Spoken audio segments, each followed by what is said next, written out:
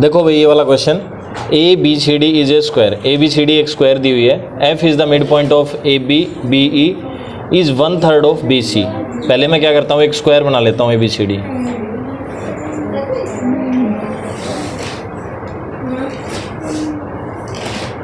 ये मैंने एक स्क्वायर बना लिया ए बी सी डी, ठीक है। अब F is the mid point of A B, F क्या है, ए बी का mid point, and B E is the 1/3 of B C, ये बी सी का 1/3 मान लो, बी ई यहाँ पे है और एक पॉइंट इधर मान लो, ठीक है।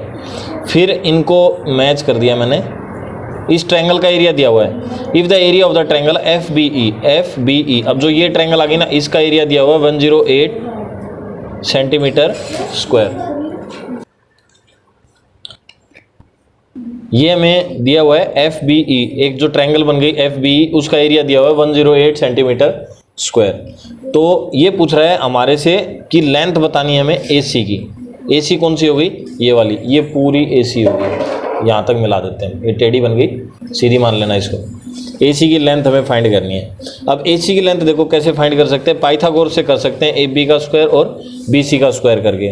तो उसके लिए हमें पहले ये साइड चाहिए ए बी, तो ए बी और बी सी की साइड हम निकालेंगे कैसे। देखो अभी हमें ये छोटी ट्रायंगल का एरिया दिया हुआ है, हम इससे पूरी ट्रायंगल का एरिया, पूरे स्क्वायर के एरिया निकाल लेते हैं।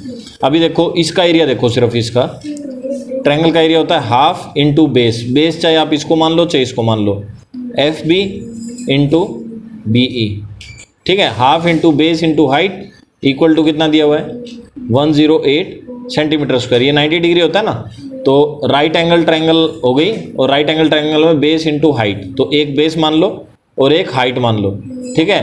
दोनों मान लिया तुमने, एक बेस मान लिया और एक हाइट मान लिया। अब क्या करना है, अब हम इसका एरिया बना लेते हैं, इसका एरिया बना लेते हैं स्क्वायर का, यानी एक तो बना लेते हैं ए बी साइड, जो एफ बी है ना इसको मैं 2 से मल्टीप्लाई करता हूँ, ठीक है, तो ये डबल हो जाएगी, ए बी के इक्वल आएगी, मैंने 2 से मल्टीप्लाई कर दिया। और बी ई जो है ना, बी ई ये वाली, ये 1/3 है टोटल की 1/3 है, तो मैं अगर इसको 3 से मल्टीप्लाई करूँ तो ये बी सी के इक्वल हो जाएगी, तो मैंने 3 से मल्टीप्लाई किया। मैंने टोटल 2 और 3 से इस साइड में मल्टीप्लाई किया, तो मैं इधर भी कर देता हूँ 2 इंटू 3 से, सॉरी 2 इंटू 3 से कर दिया। अब ये 2 एक्स्ट्रा है, इस 2 को भी मैं उधर ले जाता हूँ। अब एफ बी के साथ 2 को मैंने ऐड कर दिया, 2 एफ बी जो मैंने बताया था, तो मैं इन दोनों को मिला के ए बी लिख सकता हूँ। और जो बी ई है ना हमारी, ये बी ई, इसको मैंने 3 टाइम लिखा था यहाँ पे, तो इन दोनों को मिला के मैं बी सी लिख सकता हूँ, ठीक है। और ये वाला 2 मैं उधर ले गया ऊपर, तो 108 मल्टीप्लाई 2 मल्टीप्लाई 3 और मल्टीप्लाई ये वाला 2 और आ गया, ठीक है, इतना आ गया। अब आपको क्या करना है, ये हो गया पूरी का area A B into B C. अब देखो ए बी और बी सी साइड तो इक्वल है क्योंकि ये स्क्वायर है, तो ए बी को मैं ए बी और बी सी का स्क्वायर करूँगा तो ए बी का स्क्वायर कर सकता हूँ मैं, और इधर इस पूरे का स्क्वायर कर देता हूँ, सॉरी ये ऐसे कैसा लिख देता हूँ 108 इंटू 2 का स्क्वायर इंटू 3, ऐसे कैसा लिख दिया मैं। अब ए बी का स्क्वायर मैं रूट ऐसे करके निकाल लेता हूँ, तो ये इधर तो कट गया ए बी, और इधर 108 के फैक्टर बना लेता हूँ मैं, ठीक है। 108 के मैं फैक्टर बनाऊंगा,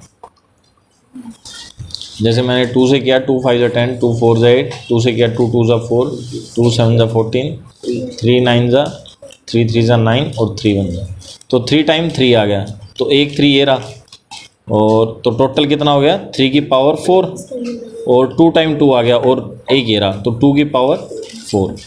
अब मैं इसको करता हूँ 3 की पावर 2 इंटू 2 की पावर 2 और पूरे की पावर 2, ऐसे कर सकते हैं इसको, दोनों की पावर 2 2 अंदर ले लिया और 2 बाहर ले लिया, तो इससे तो ये कट गया, तो ये हो गया 3 की पावर 2 इंटू 2 की पावर 2, 3 3 9 और 2 2 4, 9 इंटू 4 कितना आ गया 36। यानी हमारी जो साइड आ गई, एक साइड कितनी आ गई 36, ये हमारी एक साइड आ गई 36। अब देखो भाई, अब जो डायगोनल होता है हमारा, ये हमारा स्क्वायर है, और स्क्वायर की हमने एक साइड निकाल ली 36, तो ये भी 36 हो गई, और ये डायगोनल निकालना है, ए इधर है और ये सी इधर है। तो देखो डायगोनल जो होता है, अगर मैं इसकी साइड को ए ले लेता हूँ, तो A square plus A square, पकड़ दो, A square plus A square is equal to A C square, यही होगा। ए स्क्वायर और A square 2a square is equal to A C square, taking root both side, तो इधर तो AC से cut गया, इधर आ गया AC और इधर A का स्क्वायर कट गया, √2 ऐसे का ऐसा रहेगा और A रह गया बाहर। तो AC की वैल्यू होगी, वो जो साइड है ना, साइड को √2 से मल्टीप्लाई कर दो, इसके इक्वल होगी। साइड हमारी आई है 36, तो AC कितना हो गया हमारा 36√2। ये आ गया हमारा आंसर। तो अब हम आंसर में देखते हैं 36√2 है या नहीं। तो ये हमारा C वाला ऑप्शन 36√2। आगे सुन, अगर आपको कहीं पे कोई डाउट हो तो हमें कमेंट करके बताएं, हम कोशिश करेंगे आपके डाउट को सोल्व करने की। देखो भाई, बच्चों के कुछ डाउट हैं इसमें, जैसे एक तो यहाँ पे बोल रहे हैं, ठीक है, कि A² और A² और ये क्या लिया है आपने, ये मैंने यूजिंग पाइथागोरस यूज किया है, बाई पाइथागोरस। ठीक है, पाइथागोरस में क्या होता है, साइड स्क्वायर और इक्वल टू हाइपोटेनस का स्क्वायर, इसको बेस और परपेंडिकुलर मान सकते हो। तो मैंने यहाँ पे लिया, इसको A मान लिया, A² और A² इक्वल टू AC², 2 बार हो गया A² और A², तो 2 तो रूट में रह गया और स्क्वायर से रूट कट गया और AC का ये कट गया। अब AC की वैल्यू जो है ये आ गई। तो A माने हमने साइड माना था, तो साइड हमारी है 36, मैंने 36 लिख दिया और √2 ऐसे का ऐसा, यानी AC की वैल्यू √2 और 36 आ गया। ठीक है, और एक ये डाउट है यहाँ पे बच्चों को कि ये वाला 2 कहाँ गया, इस वाले 2 को मैं उस साइड में लेके गया, ठीक है ना, और ये 2 और 3 मैंने इसके साथ लिया, क्यों, क्योंकि FB को डबल किया था, साइड बनाई पूरी।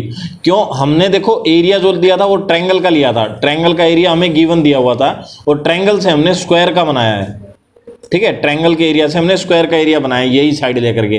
तो FB आधी थी, हमने इसको डबल कर लिया 2 के साथ मल्टीप्लाई करके, तो AB बन गया।